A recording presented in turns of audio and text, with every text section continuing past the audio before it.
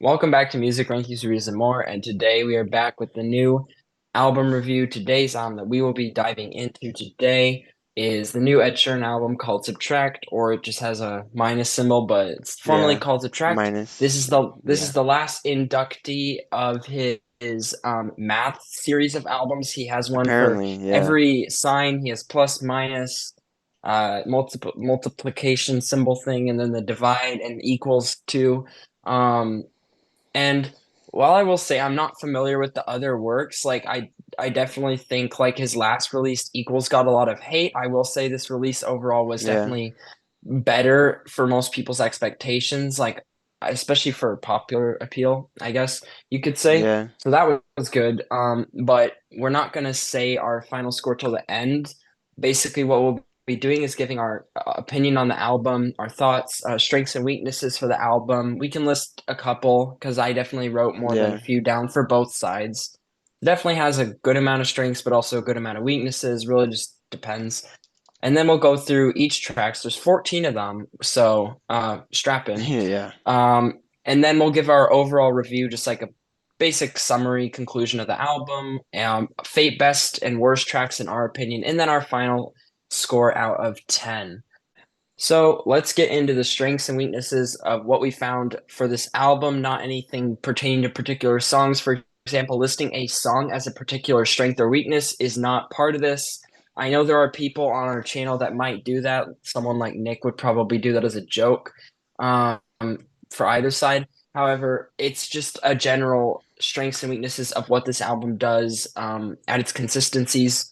Consistencies meaning strengths and weaknesses. So starting off with some strengths here. I think it had a good calming nature, definitely succeeded in that area, which can also be on the weakness side of things. It really just depends. But it still technically counts as a strength. It does what it wants to accomplish here, and it doesn't fuck itself over, basically, which I think is important. There are genuine, heartfelt lyrics centered around the topic of depression, which I think is good. You know, it's not like cliche lyrics or like not meaningful or anything like that, and they actually mean something. Unlike some of his popular hits, "Shape of You," which is like yeah, really like.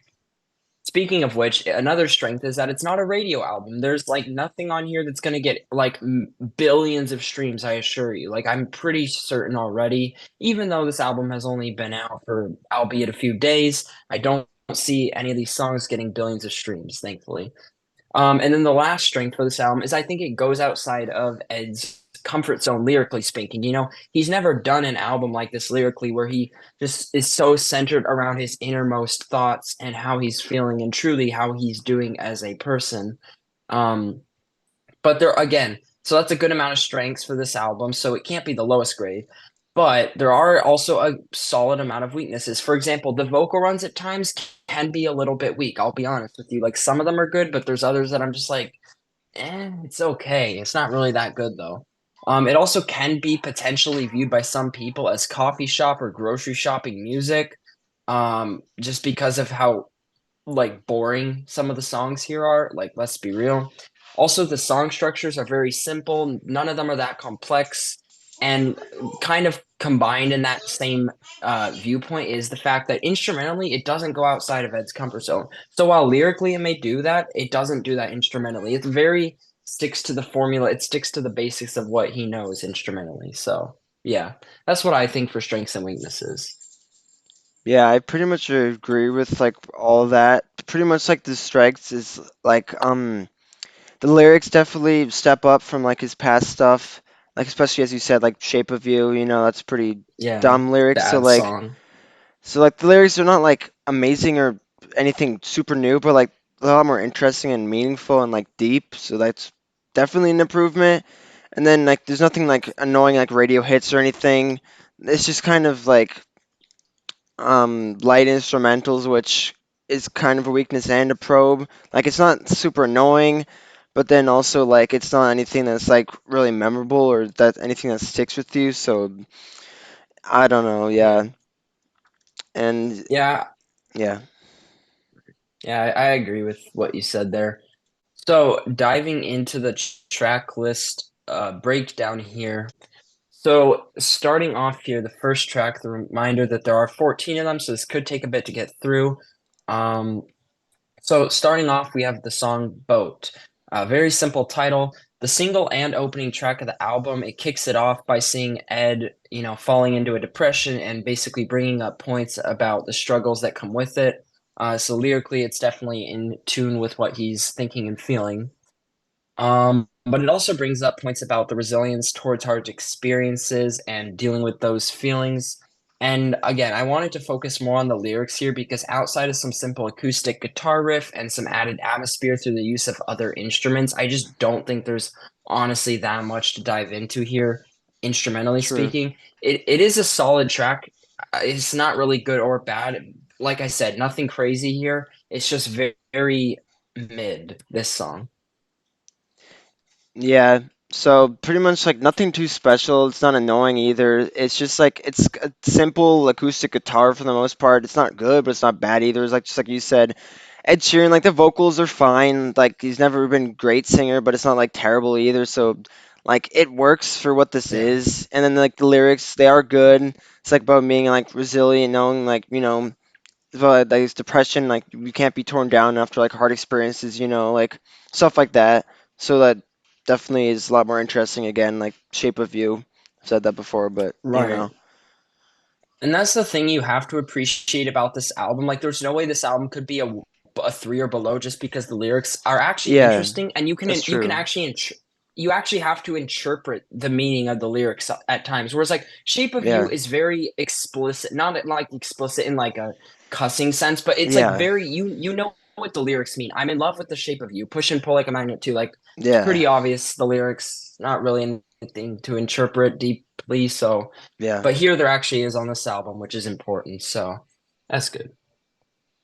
All right. Track number two here, second track on the album, we have Saltwater. So I didn't find this one lyrically as interesting, but it does have some nice vocal runs here before it gets annoying, actually.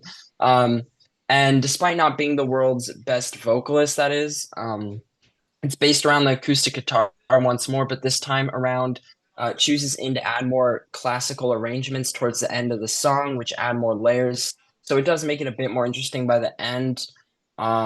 So yeah, Yeah, this is another one. It's not really good or bad. It's simple. It's acoustic. There's a little bit of light piano and some like strings in the background, so kind of nice, mixing up a bit. And again, like the lyrics are good, not as interesting as like the first one. The vocals are fine, and yeah, it's just simple, but like it works. Not much else to say about that. right, yeah, pretty much agreed. So track three here is where we get into a bit of a detour, in my opinion. Track three, Eyes Closed. So this is definitely one of the more radio ready songs on an album that actually does feel like it's not trying to be a radio sounding album in terms of the pop sounds and elements that are being used here throughout the project. However, it is similar in a quite a few ways to his biggest hits, albeit not as annoying. I do find for that reason the song to be a little annoying though compared to many of the other tracks on the album, especially the I's part. I don't even think that's Oh yeah, necessary, and it's thankfully it's part of the chorus, so like at least the verses aren't really r- repulsive, but the chorus is a bit questionable. It's a bit too repetitive, and I don't think it's interesting enough to warrant that either.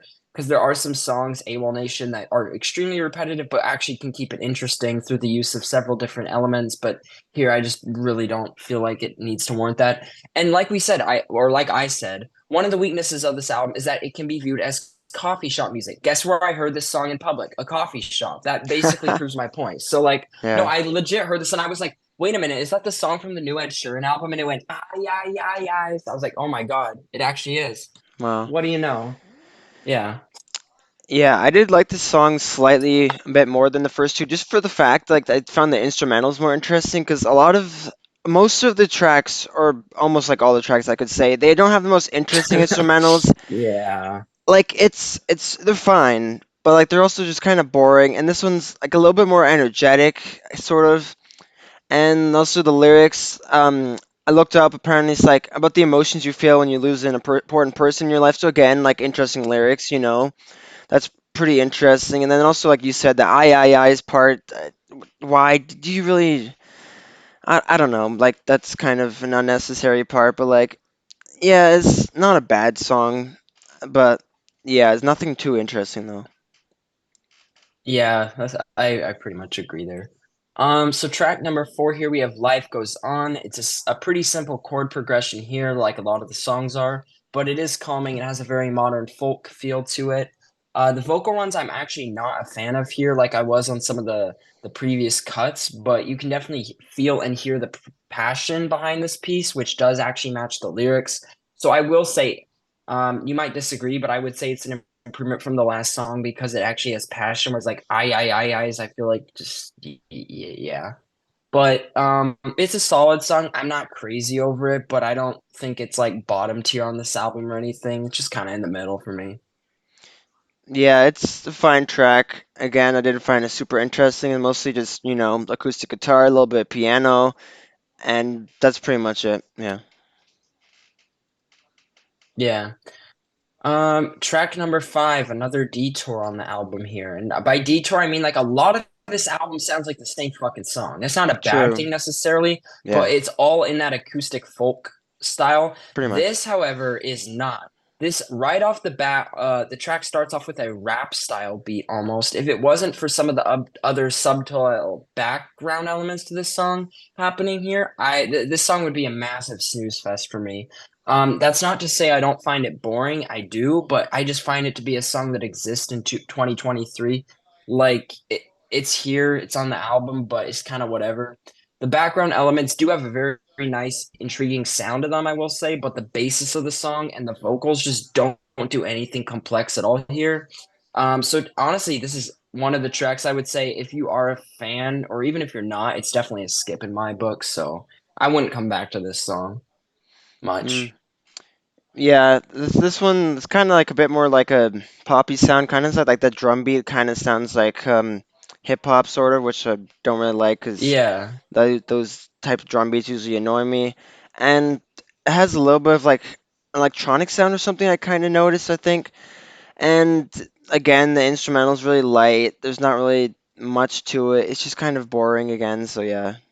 So track number six here, End of Youth. The way as both a listener and music reviewer that I would approach this cut from a lyrical perspective is that Ed is essentially saying that your youth is supposed to be a place of comfort and happiness. And once depression and other things just kind of take over, your youth basically just seems like it's left you in the dust.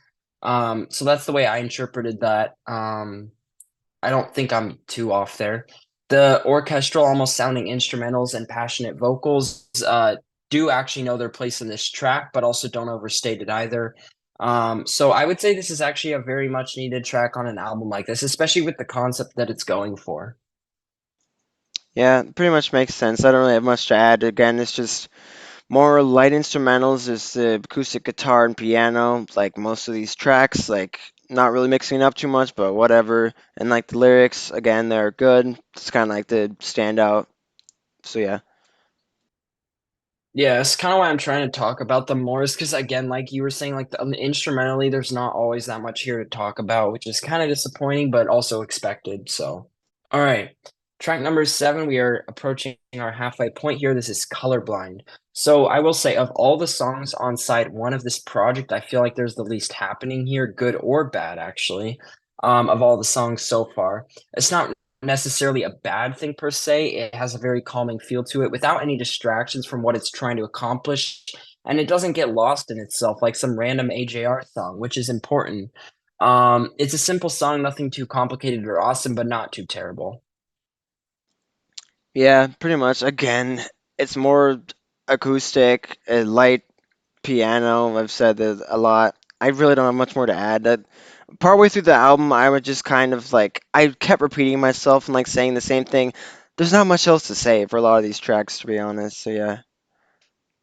Yeah, you're kind of right there. That's like some of it's like literally just commentating on how it compares down with the lyrics. Like I'm trying to find something new to say, like even if it's not like directly related to the music always. I don't know. Like, yeah, sometimes there's just not a lot. Okay.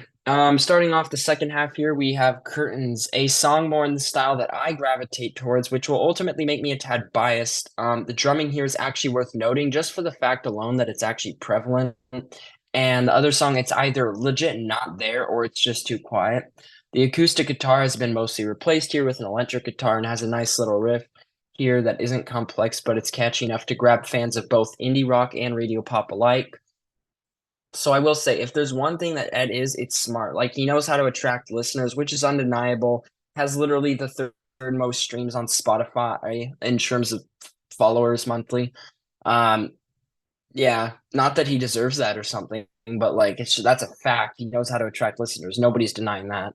The lyrics are also trending upward after a somewhat depressing first half, or somewhat is lightly putting it, but yeah. Definitely one of the better songs on the album, in my opinion. Just especially instrumentally here.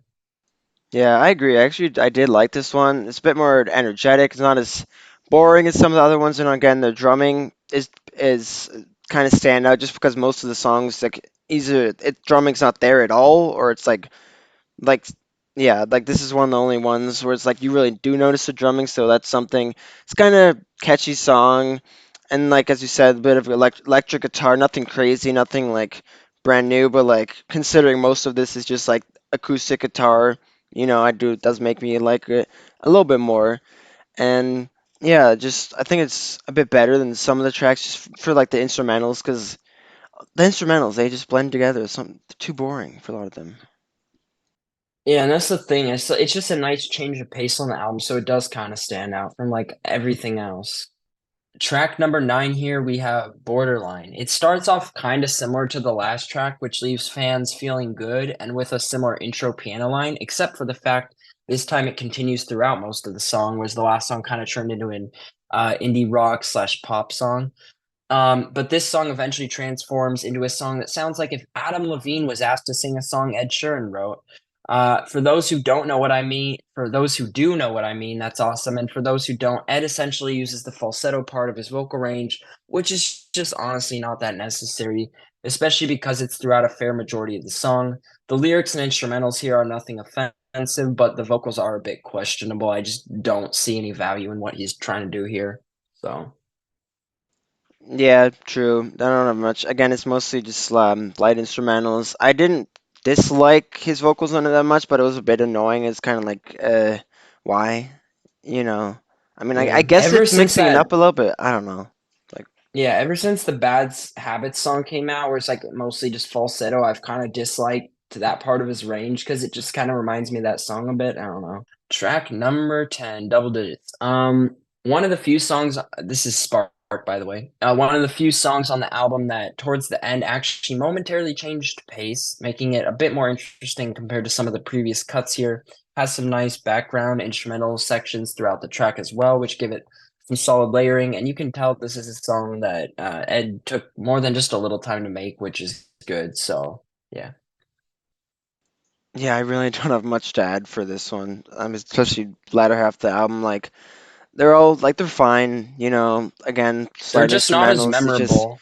It's very forgettable. So yeah, The second half does have some solid-ish songs, but there's just most of them aren't that memorable. The first half is definitely more memorable in my opinion. true. So Yeah. I mean, I don't know. Track number 11, Vega, more like Vegas. Kidding.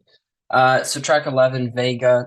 This song basically uses the same pitched falsetto that Ed uses in the somewhat annoying cut Borderline, except this time, thankfully, it's only seldom used compared to the other song. So it's not throughout the entire thing.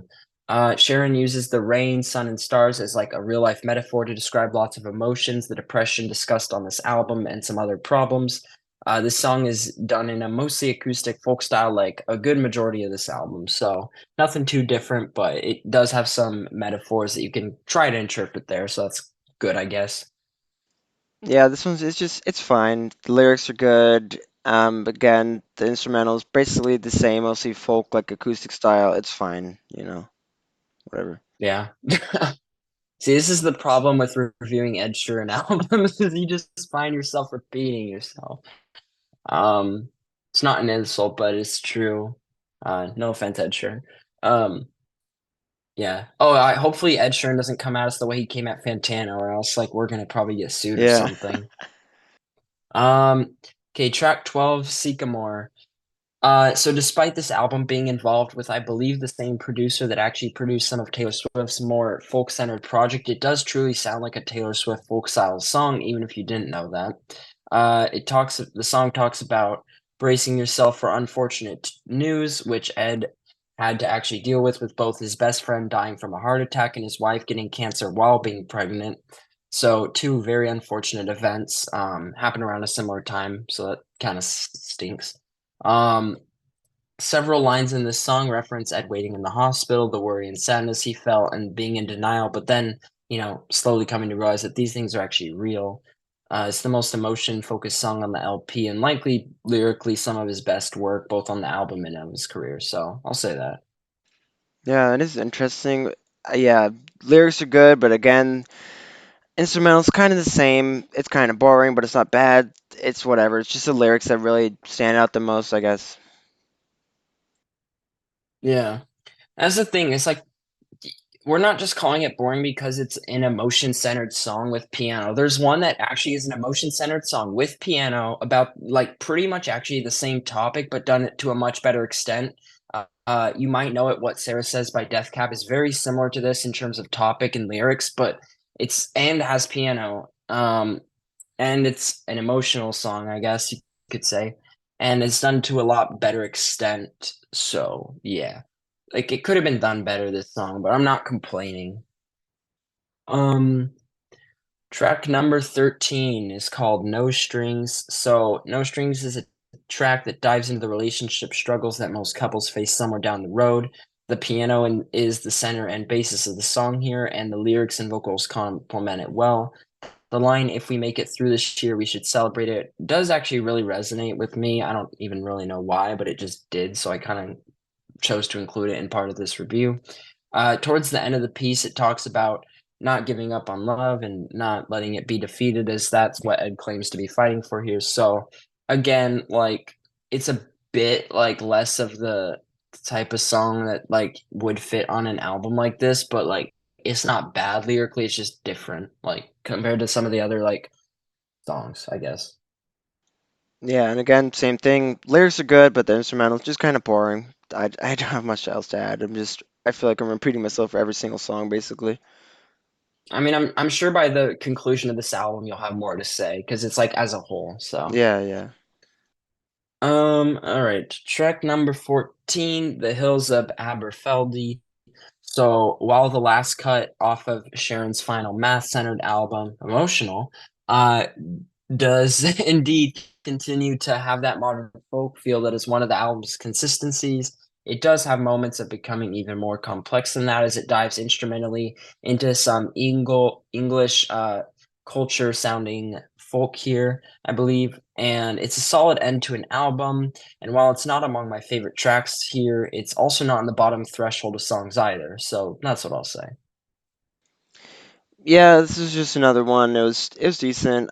Just some light piano and some strings in the background, and like acoustic guitar. I also thought I'm not sure if this is right, but it kind of reminded me of like an Irish sound, sort of.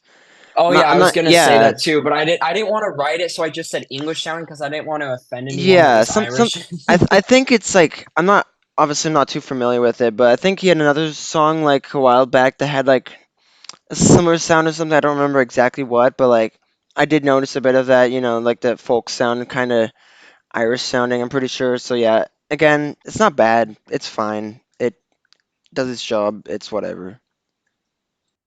Yep, I pretty much agree. All right, so conclusion, we'll get into our final statements on this piece here, album, and we'll talk about the best tracks, the worst tracks, and then our final rating out of 10.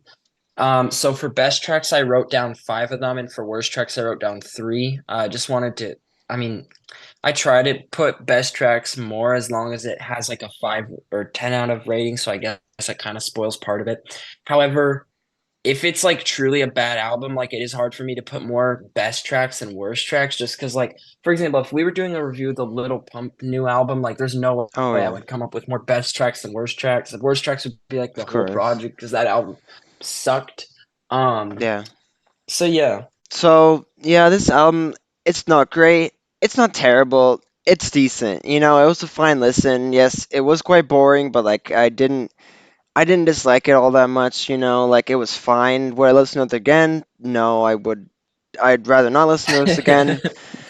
It's just too Yeah. boring, but like, it definitely it has passion behind it, which is nice. It's not just like trying to be radio hits, which like, that's a great thing. The lyrics actually do have quite a bit of meaning, which again, that is quite nice. And then yeah, like this is pretty much just a focus on the lyrics, and like that's the thing that stands out. And then most of the instrumentals is just like mostly light acoustic stuff, which is fine. I don't love it, but I prefer it to like the knowingness of like Shape of You or something, the really in your face like poppy sounds. So like it's fine.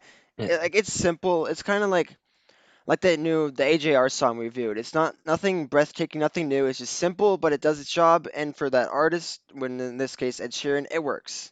He's not trying to do Yeah. anything breathtaking or crazy, but yeah, it works.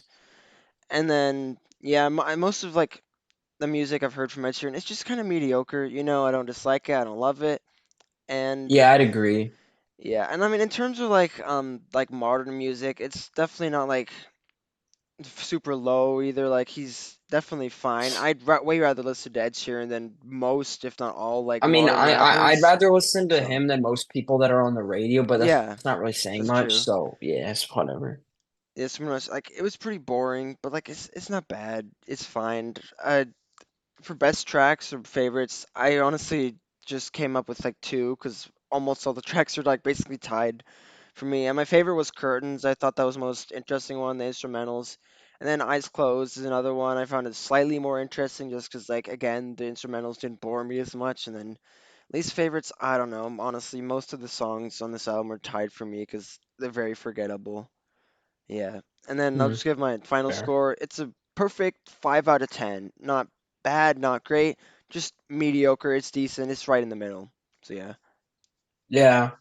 I was gonna say this, and I don't think people would guess this based on me, but outside of 10 out of 10 albums and 1 out of 10 albums, which I rarely ever give, 5 out of 10 is this next most rare album score that I probably give. Mostly because almost no music is like perfectly mediocre. It's either like Yeah. slightly above the threshold, 5.5 or more, or it's like slightly below 4.5 or less. So like again, I hardly ever give 5 out of 10s. Spoiler, like I said, my score did change, so that is not the score I gave. I don't think it was perfectly mediocre. I think it was near the mediocre line, but like I'm not Yeah. gonna say to which side. So yeah, just I'll give my conclusion, my final thoughts here on this project. The best tracks, in my opinion, there's 5 of them for me. Worst tracks, there's 3 of them for me. And then my final rating out of 10.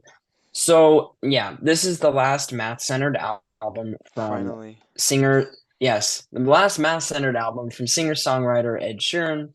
And I think it is honestly probably the best one that he's done. Maybe just because of the lyrics alone, I think that would Yeah. probably put it over any of its other LPs. And plus, this one, even the worst songs here, which I'll get into those in a second, I do think aren't as tactful and annoying as, like, say, Shape of You or I Don't Care When I'm With You. Yeah, that song. Fuck Yeah. that. Um, those two songs are like tied for most annoying for Ed Sheeran. They're not bad, but like, come on, they're just kind of like there.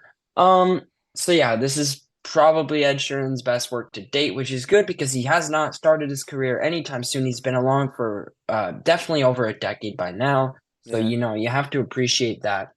Um, but again, it's not going to be a very high score. Like I said, um, like I was saying, there's a lot of strengths here, but there's also a lot of cons. So like you got to weigh it the best you can. So that's my review of it. Like overall thoughts, like yeah. Best tracks, I would say these 5, I would go Curtains. I just find that to be a little more interesting than all the other songs. Yeah. Saltwater, I thought was a cool one. End of Youth, mainly because of lyrics and also some other stuff, passionate vocals. Sycamore, because it's probably one of the better songs that he's written from a lyrical standpoint. And then Spark, just to add in a fifth, I thought. Worst tracks, this was quite easy for me to pick out the 3 worst, despite most of this album being mid. Borderline, those vocals, what the hell? Why are you doing this like falsetto the entire time? Eyes closed mainly because that chorus is just it's something. Yeah. No, we don't need that. Yeah. Um, And then Dusty mainly because it's more close to the style of music that I'm not as huge on, which is hip hop. Sorry. This is why I don't review hip hop albums here because unfortunately my bias actually would get in the way. Like I can review pretty much most genres without being completely biased, but like I mean, obviously I'm sure there's some hip hop albums that would get over an 8 out of 10 for me, but like I highly doubt that would be most because I'm just really Yeah, not a true. huge fan of it. Unless it's done with like real instruments and done really well and the production is fire, then like other than that, it's really just not gonna happen. Yeah. Um, so those are the worst songs. My final rating, I thought about giving it a perfect 5, but then again, I hardly ever give it. I hardly ever give tens and ones, but I also hardly ever give perfect fives because most music is not perfectly mediocre. It's either slightly above, slightly below, or way better, way worse. So I give this a 6 out of 10, mainly just on the Hmm. fact alone that the lyrics are definitely quite impressive here. There's definitely some interpretations that you can do with that. You can't just like pick it out and say, 'cause I know for sure this is what the lyrics mean. I know exactly what It's they're true. talking about. Whereas like Shape of You is very, very obvious. And even some of his other hits that aren't annoying, like Thinking Out Loud, is definitely like pretty self-explanatory if you look into the lyrics and read into them a bit. Hmm. Um, so, and I actually did think there was some good songs here. So that again, like the fact that there was some good songs here, and the other fact that the lyrics were pretty damn good was gave it the 6 out of 10. But what made me knock those 4 points off from being out of 10 out of 10? It would never be. Don't worry. Is just the fact alone that this is like it's not that interesting. It can be viewed as coffee shop music. Like I've definitely seen I can already tell this is going to be a polarizing album for a while just because it's by Ed Sheeran. No, a lot of people don't respect him. That it makes total sense. I don't have a ton of respect for his music. I mean, I respect it, but like I don't really care for it all that much. But it can be viewed as coffee shop music. I've literally heard already one of these songs that was literally just released a couple days ago in a coffee shop. Like that already is pretty sad. Like basically Yeah. proves my point. I was kind of making a joke when I said that, but it actually happened, so I guess it's not really a joke anymore. Um, so yeah, it's a 6 out of 10. It's a good album, but it's not that great. Like it's good, it's really, really good for Ed Sheeran, but it's not really Yeah. that good compared to a lot of music. Like I'm saying, there's a lot of albums that I would give a 6 out of 10 to, a 7 out of 10 to. So it's very much in there with the massive lump of those. So it's not really a standout album in terms of 2023. I even though I did give this an overall positive score, and while there were a lot of negatives that held it back from being higher, I don't see this reaching my top 15 of the year. Actually, I already know there's 15 albums I've rated higher than a 6, so there's no way this is going to be in my top 15. So you can suck Yeah. it. Yeah, there's no way that's happening. But yeah, overall, I liked it a little better than I thought I would, so I guess that's a good takeaway. Yeah. Not bad. So, anyways, thank you for watching. That was our review of the new Ed Sheeran album. We will be doing another album review probably soon, a little bit after the 12th. It's called The Album. Can't wait for that, especially with the interesting title singles. I actually am interested to hear how this will sound, but I mean, we'll see, I guess. So anyway, thank you for watching and peace out. Yeah. Like and subscribe and stay tuned for our next videos. See you in the next video.